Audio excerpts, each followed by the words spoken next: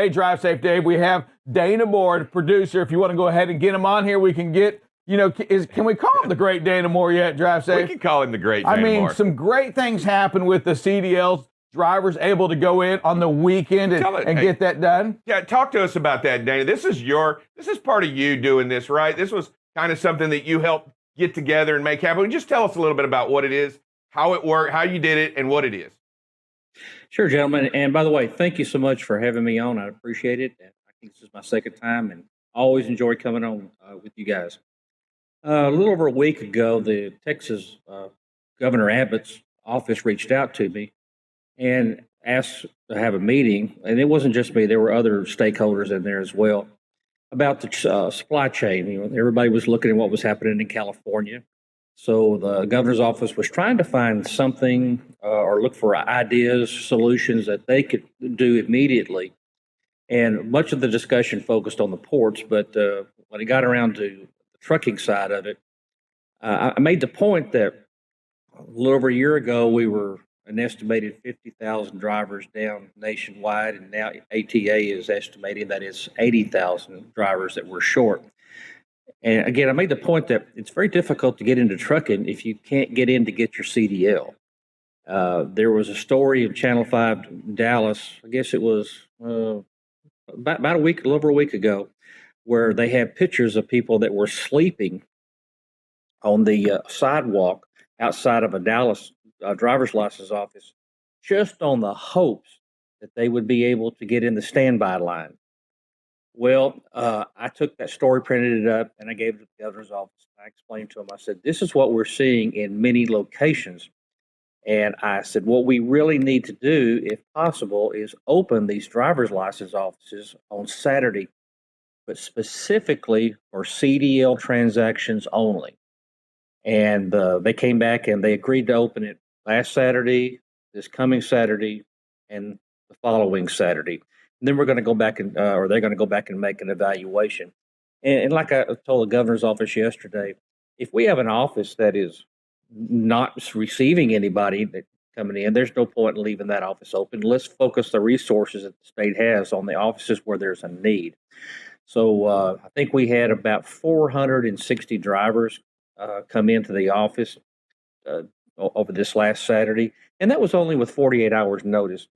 So we're hoping to get the word out. If you need to get your CDL changed or whatever, please go on to the DPS website, go to the online scheduler, and if you select a CDL office, then you will see Saturday appointment times available for you.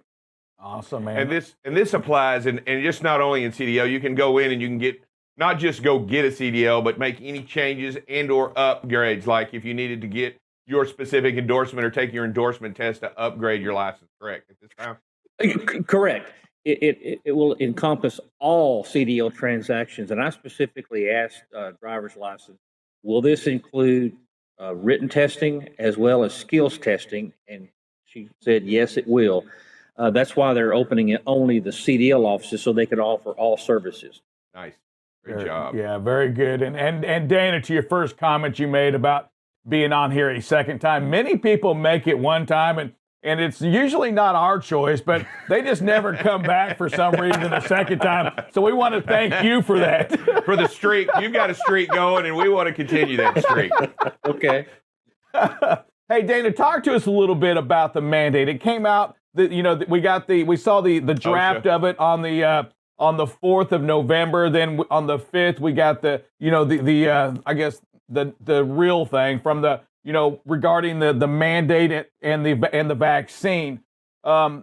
We did a big thing. We did a big story on it on Thursday. We did it again on Friday.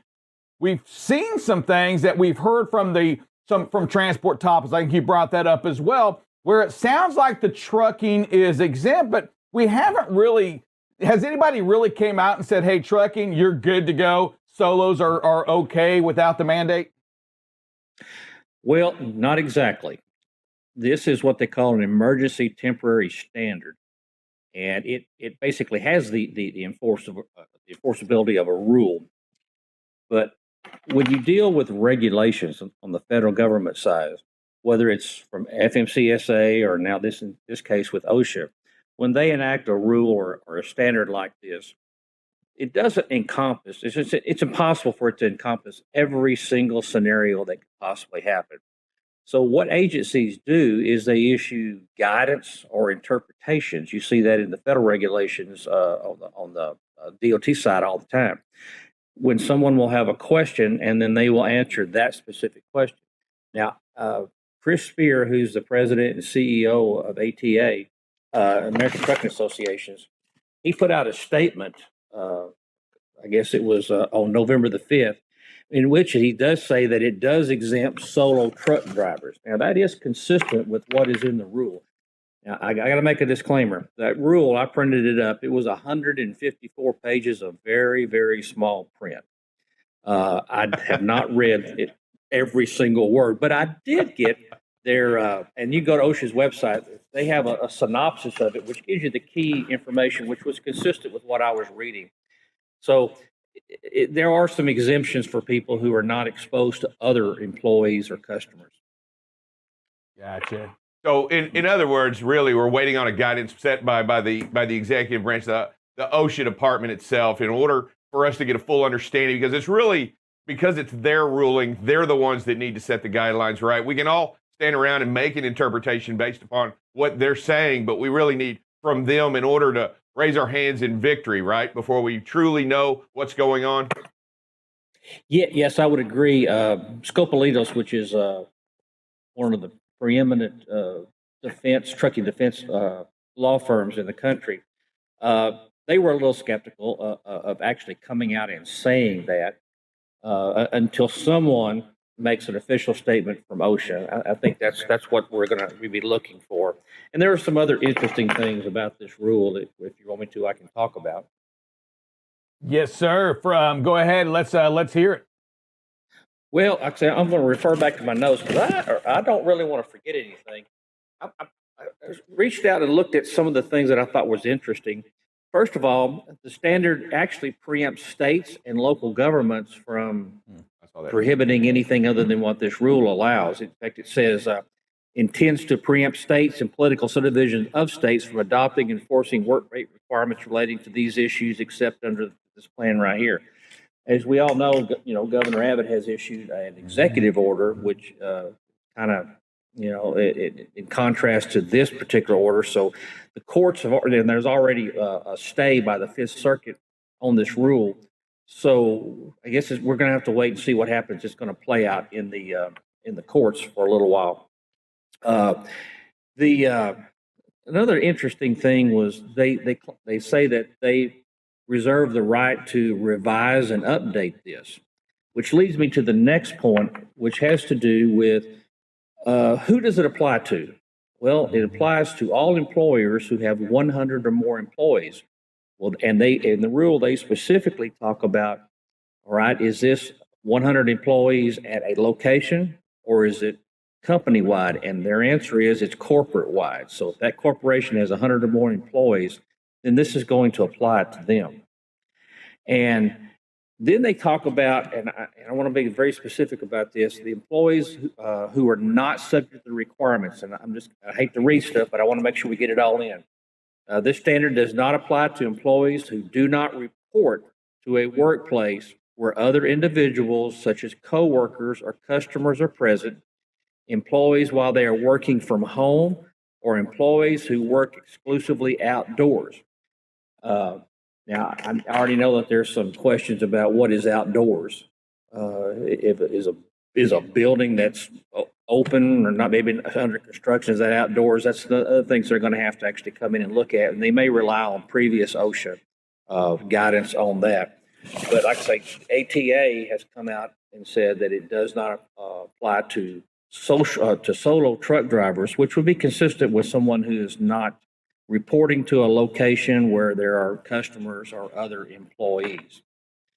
And then we talk about when does it take effect. Well, essentially, it's going to be 60 days from the time the order came out, which was November 4th. So it'll be January the 4th. That's what it's going to be.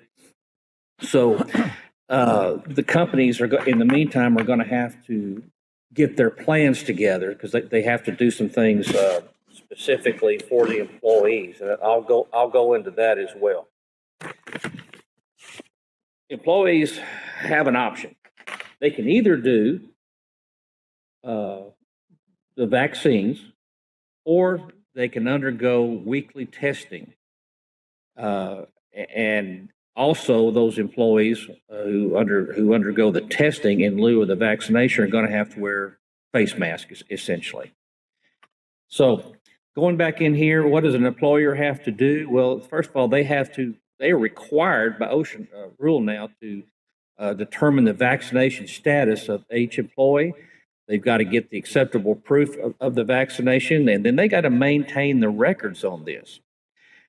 Interesting, they also have to allow the employee reasonable time, and they say reasonable time is up to 4 hours of paid time to receive the vaccination, reasonable time and paid sick leave to recover from side effects experienced by each dose. And I remember when I had my second dose, for about a half a day, I felt like a truck had hit me.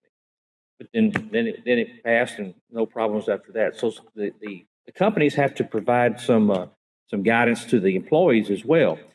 For example, they have to give information about the standard or the rule as we have it right now, and the workplace policies and standards. They have to provide each employee with a CDC document, which is entitled Key Things to Know About COVID-19 Vaccines. They have to provide information about protections against retaliation and discrimination, and enforcement about laws that provide for criminal penalties for supplying false statements or documents. For example, getting a false vaccination card and presenting that. So the companies have some work to do on this as well. And hey, I know we have some questions for you. Hey, producer, give us a couple here. Sure thing. So the first one comes up, and it is so team drivers are not exempt from this, correct? So if I am married to my spouse in the truck, would we be able to find a way to be exempt from this ruling? At this time, I would say no, because based on what Chris Beard put out from his conversation with the Secretary of Labor, that would not be a solo truck driver. All right, thank you. And this next one is a little bit off of the vaccine topic, what was asked a little while ago by Brian Winsauer. So from a regulatory standpoint, how do you see the advent of autonomous trucks impacting current regulations? And will we see a new trade association arise, as it seems that currently OOIDA and ATA in their current form probably won't jump on the autonomous bandwagon? That's a very, very good question, of which I do not have an absolute answer for. I suspect we will see a trade organization that'll pop up. Now, it could possibly be part of OOIDA, or it could be, or ATA could have a association that's part of ATA that does that. There are so many questions to ask about autonomous driving. I sit in on a webinar from one company that recently that is running trucks from Dallas to Houston.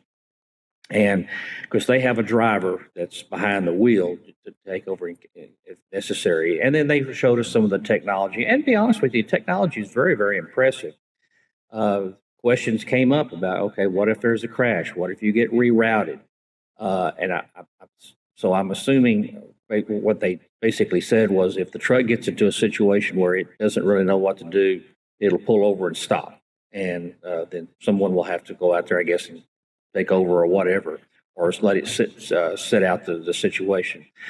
But there's a lot of questions to be answered on that, folks. For example, I came out of enforcement, and first thing I thought was, well, how do you stop one of these trucks? Is it going to recognize those red lights behind it? Who are you going to talk to?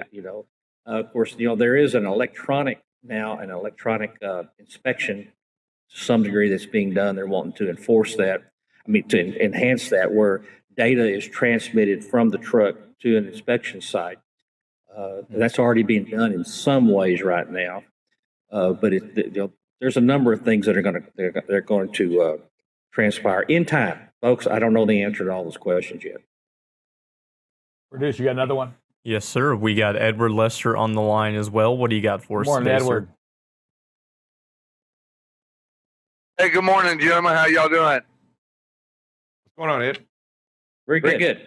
Hey, all right. My question is to the young man that we've got as a special guest, and welcome to BCB again. If you've been with us, my question is: if you've had the vaccine, are you required to take a a test to see if you're positive, and if so, who's required to pay for that? Well, I'll tell you what the rule addresses.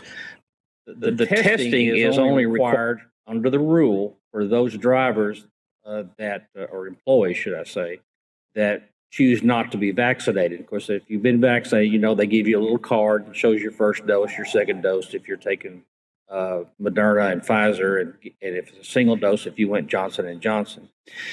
The rule also addresses some issues about what a company must do. For example, they have to provide notice. An employee does when they are diagnosed with COVID. So employees are required to do that, and then the company has to remove that person from the workplace. The other thing had to do with when they're not fully vaccinated, they're all restricted to only outdoor working and solo working, basically. But as far as your question, if a vaccinated person comes down with it, the rule does not address that. Gotcha. And that'll, I think we talked about that. Hey, Edward, great question. Hey, great questions on all these, Danny. We love when you're on the show. You bring a lot of information to us. If, you know what, I dare ask, but if we need you for a third time, you think you can be there again? Sure, not a problem. I enjoy being on the show. You guys are great. Hey, Danny, we appreciate you. Thank you so much for the information. We'll all stay tuned to this, as this is going to have some changes to it in the upcoming weeks, days, probably. Every day I can imagine there'll be some new changes coming up here. Thank you again, Dana. And shoot us an email if you see anything that we need to share with our drivers that listen to BCB Live.